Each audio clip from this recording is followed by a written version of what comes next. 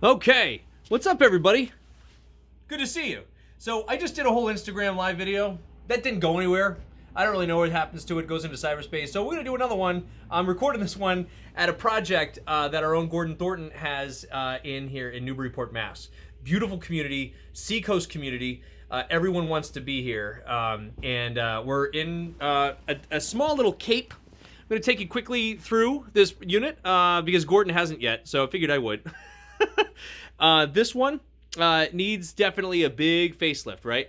So we're gonna be if one were to renovate this home, it looks like we've got a little garage over here, which is lovely. I'm not going into the garage because I will get injured. People love when I get injured on these videos, but I will not get injured on this one. Definitely needs a full clean out. We definitely need some purging with some sage because there's also all sorts of scary noises and things in this house. But besides that, we would need to facelift the fireplace. So obviously, full clean out of the garage. I would do a full prying off the paneling, but that would usually damage if there is drywall behind it. So we would budget for sheetrock for this room. We would reface this fireplace, and we'd probably have to budget an extra $2,000 to just make sure that liner inside this chimney was working and was in good shape. We keep moving in. This is their old heating system. They have radiator heating. We'd want to upgrade that. I'll show you that in a second. These floors are actually in pretty good shape, usually without a basement. They're sometimes bouncy or cinder block, but this is on slab, so they seem pretty solid. Tiny little kitchen. Open up this this doorway here. I'd probably put like a mini 3-foot little island here with a couple pendant lights above it just to open this up, and then the new entrance would be over here. And oh yeah, sexiness with the lovely wallpaper. All right, so all new kitchen in here, which is easy peasy, lemon squeezy. Ooh, real wood. No, it's not. They tricked me. I knew that wasn't real anyway. So, let's see. We've got some fresh deli cat. So if anybody needs some cat food, we definitely have that in store. For these bedrooms, this is a 3-bedroom house, tiny little house, as you can see. I would be, renovating pretty much all of this. This is all wallpaper. Wallpaper's really tough to sand and scrape off. You obviously want to do that. But if you damage the drywall underneath it, you end up having to put about an 1/8 sheetrock over it anyway to smooth it all out. So I'd do new ceilings. I would do a light fixture up here and rewire. We'll go to the systems room last. Attic. Ooh, scary little spiders. Okay, and there's our beautiful kitty litter box.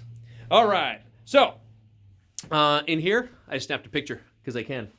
Another bedroom, again the same. I always start top down. That helps anybody. So if I look top down, I do it really fast, and I should be doing it slower for you guys. But for the benefit of this video, I'll do fast.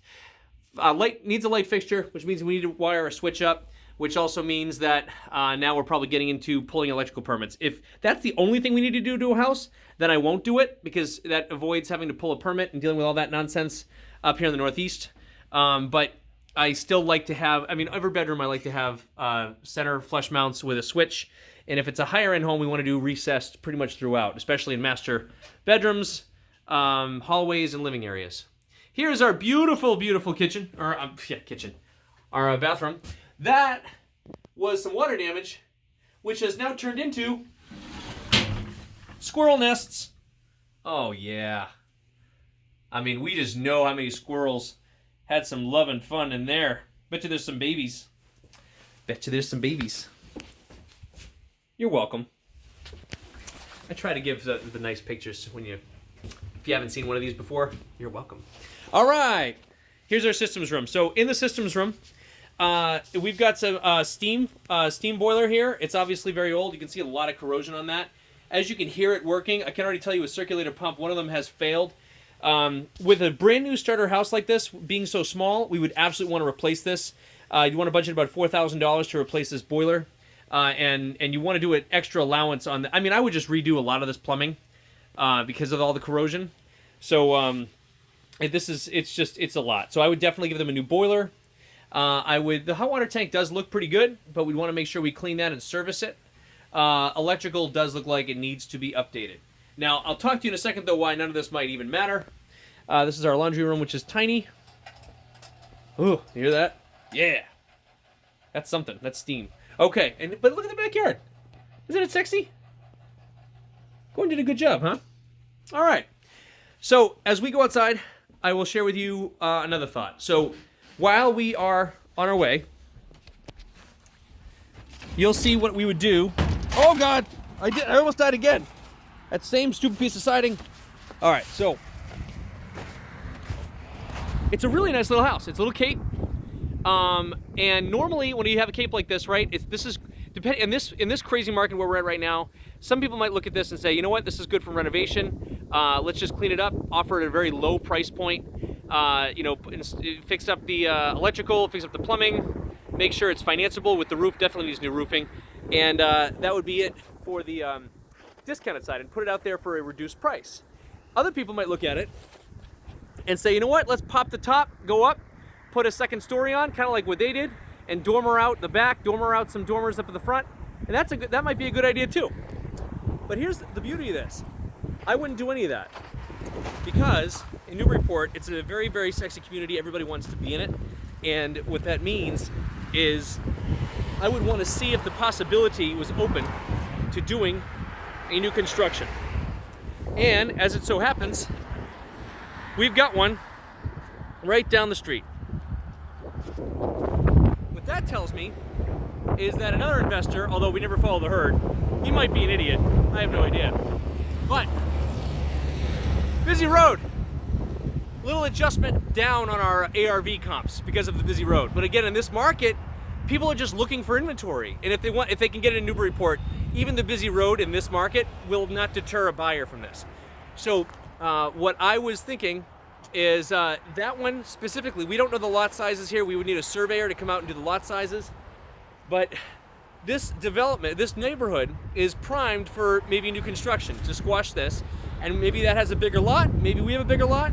But either way, if they needed a variance, now there's someone on this street that got a variance from the zoning board to do that new construction house. So being that, if we needed a variance, we could always say, you gave it to that guy, and see how we could get away with that. In order to do new construction, though, you absolutely need to have your ducks in order. Typically, you need the surveyor, you need to know the lot sizes, you need to know what your minimum frontages are, your setbacks on your side setbacks and your rear setbacks, if you're near any wetlands or flood zones. In this particular case, we have a busy road too, so you want to make sure you still meet that setback from the busy road.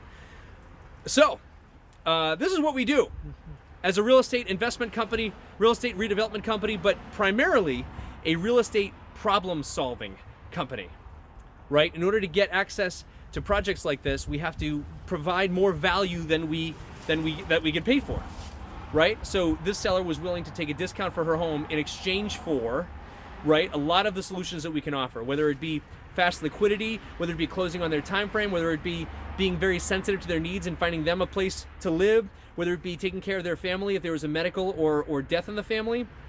Whatever that is, that's what we do first. And if it happens to turn into a project or turn into a transaction, that's how we pay the bills. So hope this was exciting for you. And hopefully we'll be doing some more of these. But welcome to Gordon is also a coach in our REI Ignition and REI Accelerated programs. So we'll be posting this on those groups. Or if you are in REI Accelerated right now, welcome, welcome, welcome. The updated course content will be coming out shortly. You should be excited. And that's all for this. I'm going to put a new series on Instagram called The Rehab Chronicles. We have it on YouTube. Check us out, AA Real Estate Props on YouTube, and check us out at REI Ignition on Facebook. That's a free resource Facebook group.